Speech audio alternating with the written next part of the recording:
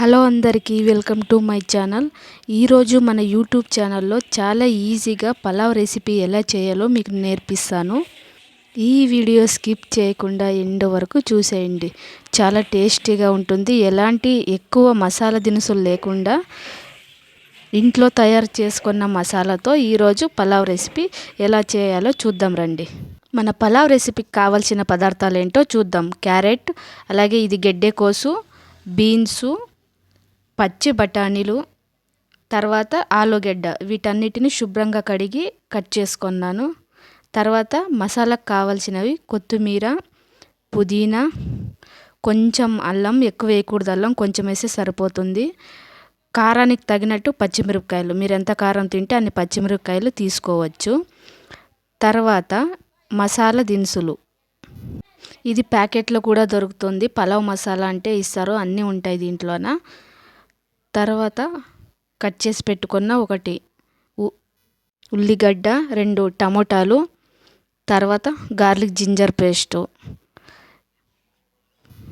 ఇప్పుడు మనం mixie jar తీసుకొని కొత్తిమీర, పచ్చిమిరపకాయలు, అలాగే పుదీనా, అల్లం ఇవన్నీ మిక్సీకి వేసుకోవాలి. పేస్ట్ లాగా చేసుకుంటే సరిపోతుంది.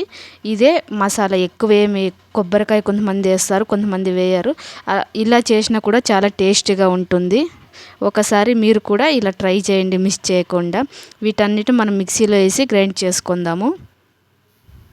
మనం స్టవ్ ఆన్ చేసి కుక్కర్ పెట్టుకుందాము. ఇందులోకి ఆయిల్ సరిపడినంత, ఎవరిష్టం వాళ్ళది ఎంతైనా వేసుకోవచ్చు. ఈ ఆయిల్ వేడెక్కాక మనం పలావ్ మసాలా ప్యాకెట్ ఉంది కదా, దాన్నంతా మసాలా దినుసులు అన్నీ వేసుకొని వేయించాలి. ఇది కొద్దిసేపు వేయించిన తర్వాత ఇందులోకి సన్నగా కట్ చేసి పెట్టుకున్న ఒక ఉల్లిగడ్డ వేసి కొద్దిగా వేయించాలి. 1 tablespoon garlic ginger paste వేసి పచ్చి వాసన పోయేంత వరకు వేగించాలి. తర్వాత కట్ చేసి పెట్టుకున్న టమోటో, అలాగే మనం ముందుగా అన్నీ కడిగి కట్ చేసి పెట్టుకున్న కూరగాయలన్నీ ఇందులోకి వేసి ఒకసారి మిక్స్ చేద్దాము. మిక్స్ చేసి ఒక 2 నిమిషాలు అలాగే వదిలేయాలి. ఇది 2 నిమిషాలు ఉడికిన తర్వాత దీంట్లోకి 1 టేబుల్ స్పూన్ ఉప్పు వేస్తున్నాను. ఇప్పుడు కొంచెం వేయాలి, తర్వాత ఇంకొంచెం వేస్తాము.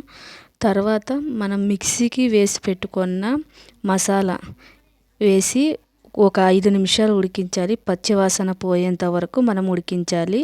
మనం వేరే మసాలా యాడ్ చేయకూడదు. ఇది ఒక్కటి వేస్తేనే టేస్ట్ చాలా బాగా వస్తుంది. తర్వాత దీన్ని బాగా మిక్స్ చేద్దాము. మిక్స్ చేసిన తర్వాత ఒక 5 నిమిషాలు మనం ప్లేట్ మూసి ఉడికించేస్తాము. ఇది ఉడికేలోపు మనం రైస్ క్వాంటిటీ ఎంత తీసుకోవాలి అని మీకు చెప్తాను. ఇప్పుడు నేను 1 గ్లాస్ బియ్యం తీసుకున్నాను. 1 గ్లాస్ బియ్యానికి 2 గ్లాసులు వాటర్ వేస్తే సరిపోతుంది. ఇప్పుడు కడిగి బియ్యం వేసాను. 1 గ్లాస్ బియ్యానికి 2 గ్లాసుల వాటరు. తర్వాత వాటర్ పోసేసి బాగా మిక్స్ చేస్తాము.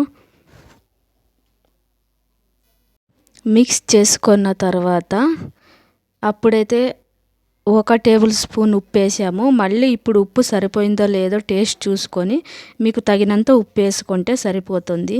ఉప్పు వేసుకున్న తర్వాత దీని అంతటిని ఇంకోసారి మిక్స్ చేసి మనం కుక్కర్ మూసి 2 విజిల్ వచ్చేంత వరకు వదిలేయాలి. 2 విజిల్ వస్తే సరిపోతుంది. రైస్ కరెక్ట్గా ఉడుకుతుంది. చూశారు కదా ఎంత బాగా ఉడికిందో రైసు.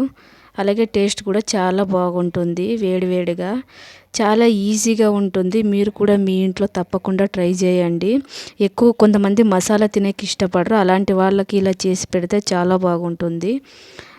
అలాగే మన ఛానల్ని సబ్స్క్రైబ్ చేసుకొని లైక్ చేయండి. మీ ఫ్యామిలీ ఫ్రెండ్స్ కూడా నా ఛానల్ సబ్స్క్రైబ్ చేసుకోమని ప్లీజ్ రిక్వెస్ట్ చేయండి. ఇదండి మన ఇవాల్టి పలావ్ వీడియో. నెక్స్ట్ వీడియోలో కలుద్దాం. బాయ్.